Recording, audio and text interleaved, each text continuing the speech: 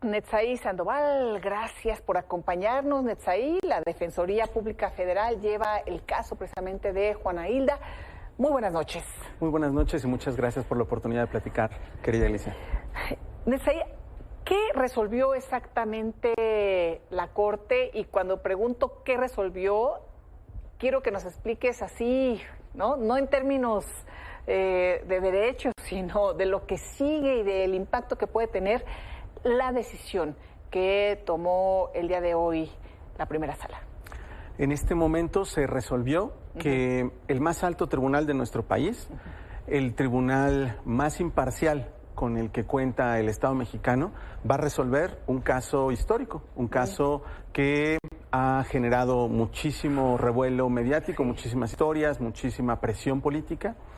Y en este momento lo que está demostrando la primera sala de la Suprema Corte de Justicia de la Nación es que el poder económico ya no puede doblegar a la justicia, que los actores no estatales que estuvieron interviniendo y corrompiendo este proceso penal ya no pueden tomar las decisiones, ya no son los que mandan, sino pues el interés público. Netzaí, lo va a traer, bueno, va a ver este caso la primera sala o va al pleno. ¿Qué impacto tiene la decisión que se toma hoy? En principio será la primera sala. La primera sala es la competente en materia penal. Podría ocurrir que excepcionalmente y tratándose de un asunto... Si un ministro o ministra lo pide, se va a pleno, ¿no? Tendría que ser una decisión colegiada, pero es posible. Lo normal sería que la primera sala de la Suprema Corte de Justicia resuelva este asunto, insisto, es la competente en materia penal, y ellos podrían tomar diferentes determinaciones. Por supuesto, la primera sería reponer el procedimiento por las irregularidades que ha habido. La segunda podría ser confirmar la sentencia condenatoria en contra de Juana Hilda, pero también incluso podría la primera sala tomar una decisión histórica que sería poner en libertad directamente a Juana Hilda y pues que este caso tan corrompido finalmente termine de desmoronarse. ¿Por qué tan corrompido? ¿Cuál es el...? Bueno, hemos consignado aquí y desde hace muchos años, desde hace más de 15, el tema, los señalamientos que la madre de Hugo Alberto ha realizado desde entonces, desde hace muchos años. Primero ella muy activa presentando los espectaculares de rostros de personas que ella señala secuestraron y asesinaron a su hijo, y después pues todo lo que ha seguido, un larguísimo proceso. El día de hoy Juana Hilda es de las que sí tiene sentencia, ¿no? Ella está condenada. Sí. Y ¿qué es lo que va a revisar? ¿Por qué decide hoy ver este caso? Bueno, por una petición de la Defensoría Pública Federal, este despacho de abogados gratuito del Poder Judicial de la Federación está combatiendo realmente los casos de tortura. En esta gestión creamos una Secretaría Técnica de Combate a la Tortura. Y en este caso en particular, las personas imputadas, las personas acusadas, fueron víctimas de tortura. Y muy concretamente, tanto Juana Hilda como Brenda Quevedo fueron víctimas de tortura. Entonces, un primer precedente relevante que puede establecer nuestra primera sala de la Suprema Corte es determinar, digamos, las consecuencias que tiene en un proceso penal el que se demuestre que hay tortura en contra de las personas acusadas. Entonces, eso es, digamos, un aspecto de por qué es relevante este caso. Por supuesto, es relevante también porque este actor no estatal, esta persona a la que te referías, ha hecho público el caso. Es decir, ¿por qué decía yo que es un caso lleno de corrupción? Pues porque desde un principio hubo un juicio y una condena mediática. Tú bien señalabas, esos espectaculares no decían presunto secuestrador, no decían, condenaban a las personas, estigmatizaban a las personas. Y tal vez en ese momento no nos dábamos cuenta de lo grave que era, pero hoy el propio Tribunal Máximo de este país ha establecido ciertos precedentes, también la Corte Interamericana, en fin, otros tribunales internacionales han establecido que ese tipo de juicios mediáticos pueden corromper no solamente la opinión del público, también pueden corromper la opinión del juez. La persona, el tribunal que va a juzgar esto, se ve presionado, se ve prácticamente obligado a condenar a las personas porque hay una opinión pública, una opinión mediática que ya los condenó. Entonces, eso nosotros consideramos que es un efecto corruptor, es un precedente que se estableció pues en una ponencia ya de hace algunos años del ministro Arturo Saldívar, que estaba vinculado con el caso Florence Cassés, pero ese es un precedente que hoy no es vinculante. Entonces, esta decisión del amparo de Juana Hilda podría establecer un precedente obligatorio para que los jueces de nuestro país juzguen estos casos de forma verdaderamente imparcial. ¿Qué pruebas se tienen por parte de la Defensoría Pública, Netzai, de que fue víctima de tortura?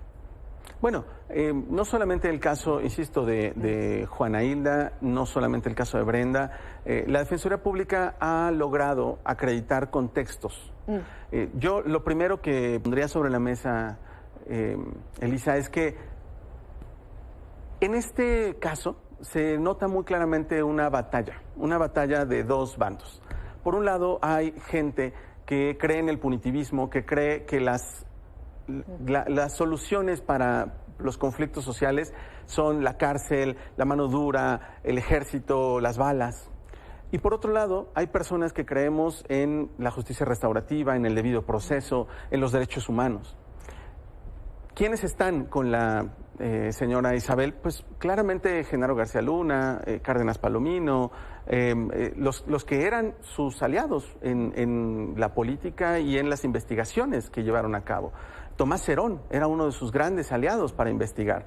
Incluso la opinión pública recordará que cuando salieron los videos de Tomás Cerón interrogando a los acusados de Ayotzinapa con las caras tapadas, ella decía que eso pues no era grave, que estaba bien, que no hay tortura, que eso es normal. Entonces, claro, para una persona que defiende el punitivismo, que defiende la mano dura, que defiende las penas más altas, incrementar las penas, incluso hay partidos políticos que defienden esa postura. Pues claro que para ellos está bien que las personas estén en la cárcel décadas en prisión preventiva, eso les parece que es la justicia. Del otro lado, insisto, estamos las personas que luchamos por que se cree, por ejemplo, el Registro Nacional del Delito de Tortura, que se investigue esto como patrones sistemáticos. Y yo insisto, en el caso de García Luna, de Tomás Cerón, de Cárdenas Palomino, se dedicaban a fabricar casos, se dedicaban a fabricar bandas. Entonces, este es un caso más, probablemente el más emblemático, pero no el único. ¿Vale? Y este es un caso más de tortura, de fabricación de culpables, de estigmatización de las mujeres. La última vez que platicábamos, hablábamos de cómo la sentencia, en el caso de Juana Hilda, habla de que la condena debe aumentársele porque era una mala madre, ¿no? Increíble lo que veíamos en Expediente, ¿verdad? Así tal cual esa estigmatización que se hizo desde un principio y cosas que veíamos, sí, hace muchos años como algo aceptable, claro, ¿no? Lo que comentabas de los letreros, en fin, pero será un caso muy importante. La primera sala está conformada por... Bueno, la ministra Margarita Ríos Farjat, que además fue quien hizo suya la petición de la Defensoría Pública, es en gran medida gracias a ella que este caso va a llegar a la primera sala de la Suprema Corte de Justicia de la Nación, y por supuesto el ministro Pardo Rebolledo, la ministra Norma Piña, el ministro Alcántara y el ministro González Alcántara, ya. No, González Alcántara y Ortiz Mena. Gutiérrez Ortiz Mena. Bueno, va a ser, ¿hay fecha más o menos? No, todavía no. De hecho, el caso tendrá que ser turnado a una de las ponencias, se elaborará un proyecto, probablemente tome algunos meses todavía este caso. Es muy evidente, se expresó públicamente la oposición terminante de una de las partes a que este caso lo llevara la Suprema Corte de Justicia, y yo me pregunto por qué. ¿Qué más podría pedir alguien que el tribunal más imparcial de nuestro país resuelva su caso? De hecho, simplemente recordar que el fiscal general de la República pidió que su caso se fuera a la Suprema Corte, que lo resolvieran los tribunales, los jueces más imparciales de este país. Eso es lo que nosotros pedimos y ellos consideraron que el caso lo ameritaba por toda la serie de irregularidades que ha meritado este caso. Entonces, por primera vez va a haber la posibilidad de que este asunto no solamente sea analizado con perspectiva de género, sino que también se corrijan todas las injusticias que se han plasmado en este asunto.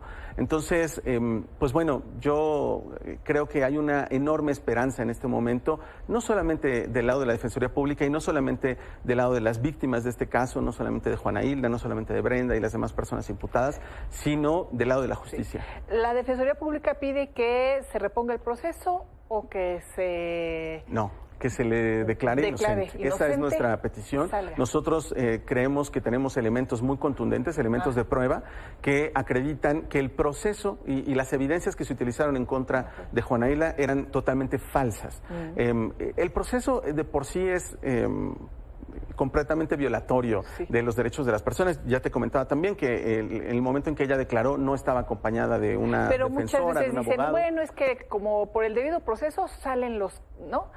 Entiendo, por supuesto, si el debido proceso está mal, entonces no estamos seguros que sean o no, pero está también este ingrediente que mucha gente dice, bueno, por detalles salen, ¿no? Entonces tú dices, no nada más es el debido proceso, sino lo que ustedes han determinado. Hay más evidencia, pero yo insisto, sí, parecen formalismos, pero imagínate tú declarar, si te acusan de un delito sin abogado, sin abogada, pues es algo bastante delicado. O bajo tortura, por supuesto, que es uno de los casos que han dicho desde siempre, con el caso de Ayotzinapa, pues es que pues así se declaran culpables y se encubren a los verdaderos. Es decir, eso ha sucedido a lo largo de la historia de este país. Pero además, insisto, las evidencias que se utilizaron en contra de estas personas son totalmente falsas. Muy concretamente te platico, por ejemplo, las evidencias periciales que se ofrecieron en este caso, por ejemplo, para que Juana Hilda fuera condenada, nunca fueron ratificadas por los peritos. De hecho, una de las razones por las que no se ha cerrado el caso de Brenda Quevedo es porque esos peritos siguen ratificando sus dictámenes, pero en el caso de Juana Hilda se resolvió sin que eso importara, ¿no? Pero bueno, y además, insisto, las pruebas, las evidencias que se utilizan en contra de ellas son evidencias completamente corruptas, que se obtuvieron de formas